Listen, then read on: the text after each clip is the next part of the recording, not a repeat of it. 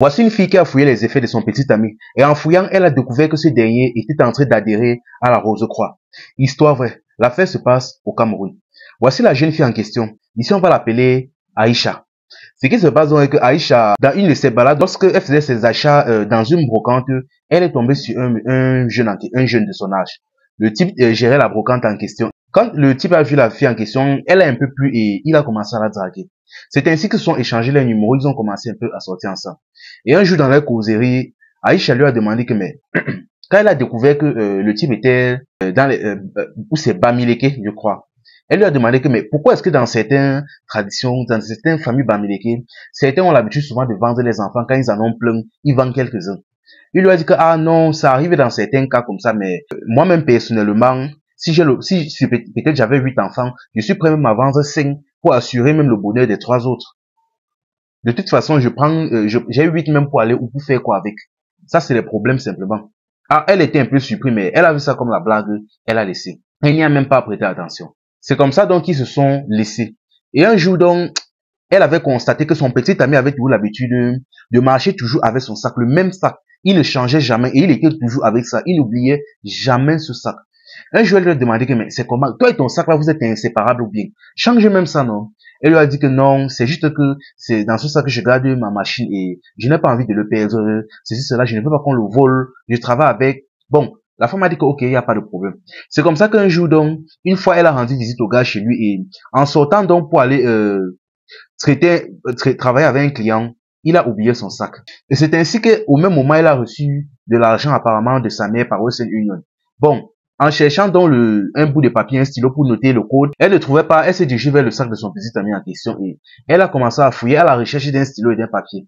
Et c'est comme ça qu'en fouillant, elle est tombée sur un cahier à l'intérieur.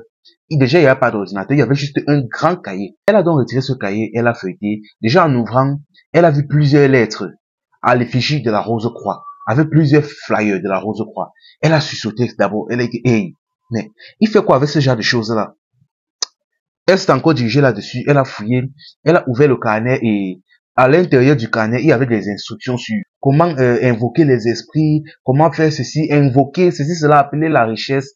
Et dans les instructions, il parlait de 3 miroirs. Et elle s'est rendue compte que dans sa chambre, il avait toujours 3 miroirs positionnés en forme de triangle. Là, elle a commencé sérieusement à avoir peur. Elle a un peu insisté, fouillé le carnet et elle s'est rendue compte que dans le carnet, il y avait son nom à elle, ainsi que ses 2 frères et sœurs, c'est-à-dire son petit et sa petite sœur. Là, elle a dit que, hey, Seigneur, donc ça veut dire que depuis que je suis en relation avec le gars-ci, son but en fait c'était de me sacrifier moi et mes frères et sœurs. Là, elle a rangé doucement le cahier dans le sac. Elle a récupéré ses effets. Elle était même passée là en week-end pour dormir avec le gars, mais elle a récupéré tous ses effets. Elle est sortie en bandit, elle a fui, elle est rentrée chez elle. Une fois chez elle, elle a d'abord voulu dénoncer ça à sa tante, mais elle avait peur que dans les problèmes, sa tante s'en va directement voir le gars pour faire le scandale et vu que c'est quelque chose de mystique, il pouvait lancer quelque chose. Donc, elle a préféré laisser, mais elle est partie tout de même causer de ça avec sa petite sœur. Elle était tout de même un peu mature. Bien que sa petite sœur était terrifiée, mais elle a dit pour conseiller à sa petite sœur que si le gars appelle ou me cherche, dis que tu ne me vois pas, dis que je ne suis même pas encore arrivé à la maison. Elle a dit oui. C'est ainsi qu'au même moment, le gars est arrivé à la maison. Là, elle a rapidement pris la porte de derrière pour aller se cacher. Et pendant qu'il causait à sa petite sœur, elle écoutait la conversation. Sa petite sœur a bien écouté ses consignes, dit que non, elle n'est pas encore rentrée, ceci, cela. Et c'est ainsi que pendant tout ce temps, les jours, les semaines ont passé, elle ne répondait plus aux appels du gars et elle l'esquivait le plus possible. De telle manière que elle a passé littéralement plusieurs mois à esquiver le gars, plusieurs mois à fuir le gars, à fuir sa face. Elle ne voulait même en aucun cas le tamponner.